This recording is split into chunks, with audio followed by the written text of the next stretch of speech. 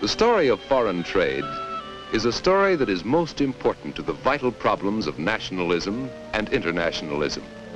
Countries striving for their own economic advantage, but wishing for global understanding and peace. For centuries, foreign trade has been the subject of arguments, articles, books, speeches. Foreign trade is the key to prosperity. Free trade will bring on a Great Depression. A high tariff policy will lead to war. We must protect our standard of living from the competition of cheap foreign labor.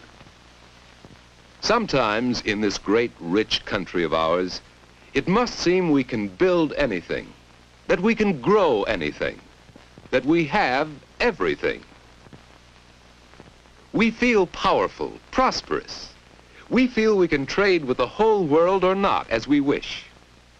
But is trade, two-way trade, important to our nation and to the entire world? Well, let's look at the world. Here are the people of the earth. They represent the work of the world and the markets of the world. Not very evenly distributed, are they? And here are the industrial areas, where people produce goods, generally different goods in different countries. Not evenly spread around the world here either. And the resources used by these people in these industries, they are unevenly distributed. So as the world of nations becomes more interdependent, across the trade lanes move certain goods from the countries producing more than they can use to other countries whose people want and need these things. And don't forget the so-called invisibles, the investments and services, such as insurance, shipping, and travel, which also can be considered as exports and imports. All right, is foreign trade as simple as that? Well, let's see. Let's take one example. When one factory exports tractors to Brazil. In the office of the export manager, perhaps we can see what makes foreign trade different from domestic trade, the rather free, unhampered trade within our borders. In the morning mail is an order from a company in Brazil, South America, for tractors. Can we just ship the tractors right out as we might for a domestic order? No. There are government barriers to international trade. Here's one, the import license, an import control of the Brazilian government. Let's see about these controls. Brazil and many other nations control the foreign spending of their people. If the people continually sent out more funds than came in, their country might lose its monetary reserves. So the government encourages home consumption and discourages use of certain foreign goods. The government may, in effect, put up a wall of controls to limit foreign spending. Through import licensing, the government restricts the importing of certain items. For example, the Brazilian government issues a license for the import of tractors only when it considers tractors essential to its economy. Another form of control, an indirect control, is the tariff, a special tax. Often, the government charges a tariff or duty on imported goods. This makes foreign goods more expensive, discouraging some imports, and may also provide revenue for the government. A third government control is exchange control. The Brazilian government approved the use of dollars to pay for tractors, and dollars earned by Brazilians must be sold to the government. So import licensing, tariffs, and exchange control are three of the many ways a government limits its imports. Here is the arrangement for financing the sale of the tractors. In this case, a bank letter of credit by which the factory can be paid in dollars. How does this international payment work? You see, the Brazilian buyer must pay in cruzeiros to his bank for a letter of credit in dollars at the prevailing rate of exchange. Through the transfer of exchange by the banks, the United States factory can be paid in dollars when the importer in Brazil has only cruzeiros to spend. Now, what do we need to export these tractors? Besides the invoices and other documents specified in the shipping instructions, there may have to be an export license by which our government may control the amount and destination of certain goods that leave this country, and an export declaration for the statistical records of our government. And so we've seen some of the controls by governments over the exports which leave the country and over the imports which come into the country.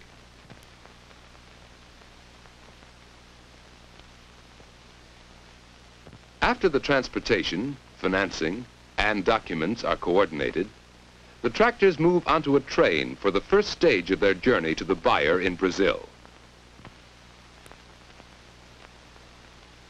But selling United States goods in another country is only half of the story.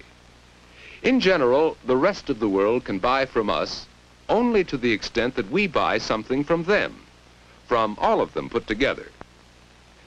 Let's follow the tractors to Brazil and see about that. Brazil is a large, rich country, about the size of the United States. What does Brazil have to sell? Well, they have many things, but coffee is the most important. Remember the tractor deal? Cruzeiros to the Brazilian bank, letter of credit to the U.S., payable in dollars in the U.S. for the tractors. Well, the export of coffee from Brazil to the U.S. works just the other way around. Dollars to a U.S. bank, letter of credit to Brazil, which is turned into cruzeiros to pay for the coffee. This is an example of bilateral trade, almost in effect trading tractors for coffee. But it takes both sides of the story to make the whole thing work. In multilateral trade, more than two countries are involved. In a simple example, U.S. tractors might go to Brazil, the Brazilian coffee to England, and English textiles to the U.S. Foreign exchange, representing money, goes the other way, and the balance of trade is accomplished on a triangular base.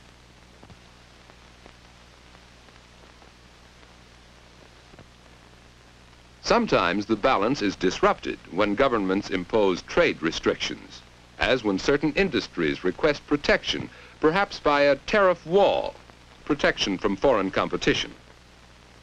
What about the competition of foreign labor? Do U.S. workers lose their jobs when goods are imported? Well, these people in foreign lands are labor competition, but they are also customers. For example, with this electric traveling crane, British workers may produce competitive goods, but perhaps parts of the crane were made in the U.S. Other countries buy from the U.S. more than 1/3 of our machine tools, more than 1/3 of our baled cotton, and a good share of our milk, wheat, petroleum. Other countries buy these things from us, making jobs for U.S. workers.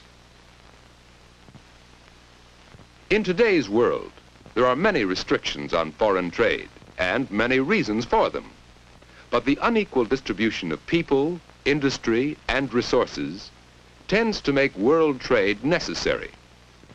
Raw materials, goods, and services move from nation to nation, meeting demands and raising the standard of living of everyone. From other countries come such things as asphalt for our roads, fertilizer for our farm crops, leather for our shoes.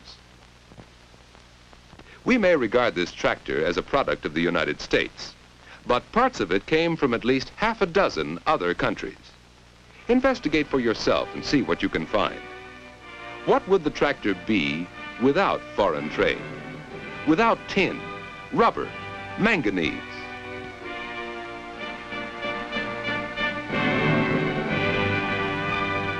Look around you. You'll find many things that go to other countries, that come from other countries. Yes, look around you, and you'll find the importance of foreign trade.